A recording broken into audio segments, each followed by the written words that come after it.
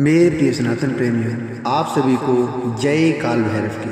और आज की वीडियो में हम बात करेंगे काल भैरव जयंती के बारे में।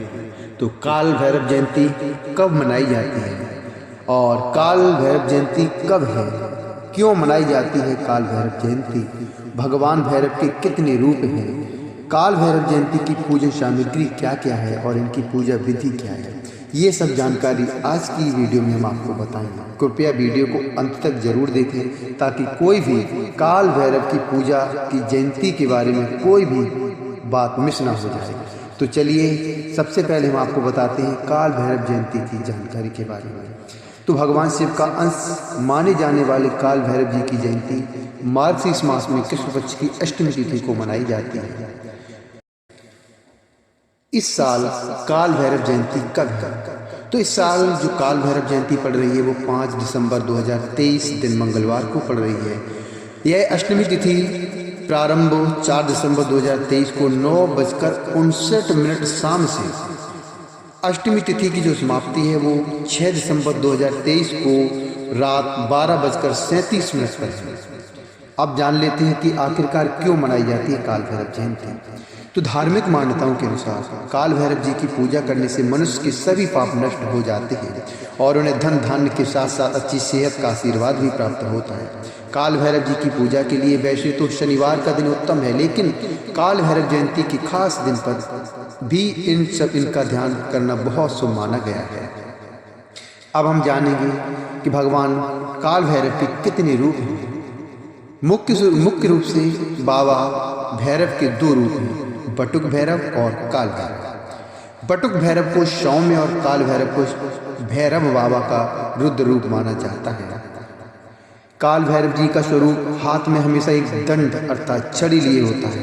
यह छड़ी दर्शाती है कि वह इसे अपराधियों को दंड देने के लिए रखते हैं।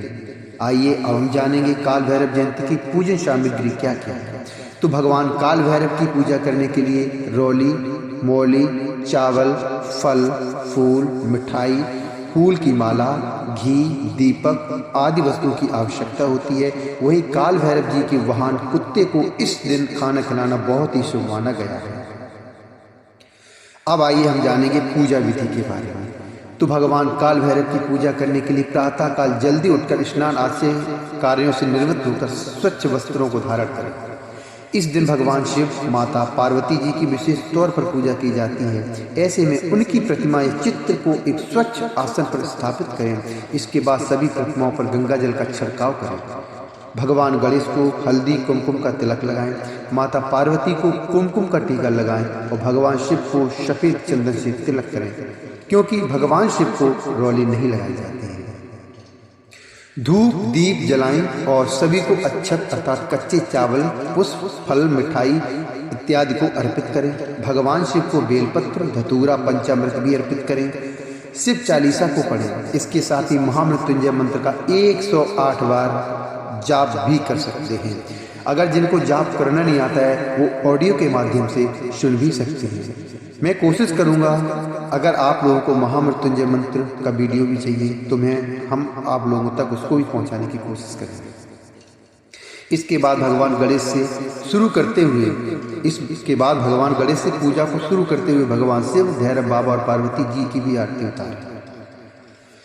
अंत में पूजा में गलतियों के लिए क्षमा मांगें और सभी में प्रसाद वितरित करें। क्षमा मांगें, हे प्रभु, मैंने आपकी जो भी पूजा की है उसमें अगर हमसे कोई भी गलतियां हों तो कृपया हमें क्षमा करें।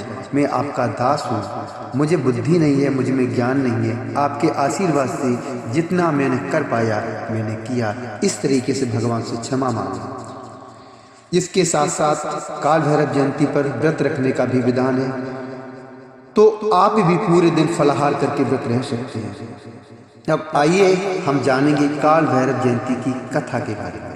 तो एक समय की बात है, ब्रह्मांड में त्रिदेव के रूप में स्थापित तीनों प्रमुख देवता भगवान शंकर, भगवान विष्णु और ब्रह्मा जी आपस में बातचीत कर रहे थे। यह बातचीत उनकी शक्तियों के विषय में हो रही थी। तभी विष्णु जी ने कहा कि महादेव, भगवान शिव सभी में सर्वश्रेष्ठ हैं। तब विष्णु जी ने कहा कि महादेव, भगवान शिव सभी में से सर्वश्रेष्ठ हैं और सभी देवताओं ने भी उनकी इन बातों का पूरा साथ दिया। मगर ब्रह्मा जी को यह बात पसंद नहीं आई। और उन्होंने कुछ ऐसा कह दिया जिसे सुनकर भगवान शंकर को क्रोध आ गया।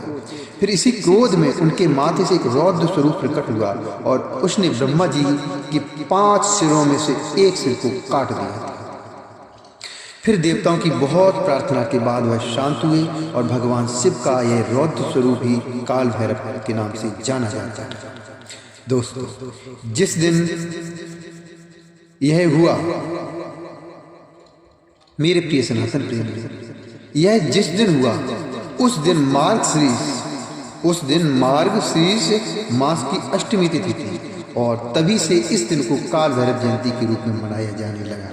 तो यह थी काल भैरव जयंती से जुड़ी हुई समस्त जानकारी और कथा, पूजा विधि इत्यादि मैंने आपको बताया। मैं आशा करता हूँ मेरे प्रिय सनातन प्रेमियों, आपको यह वीडियो जरूर पसंद आया होगा और अगर वीडियो पसंद आया है तो कृपया वीडियो को लाइक करें, चैनल को सब्सक्राइब करें। तो बोलना हो तो कमेंट बॉक्स में लिखें जय काल भैरव।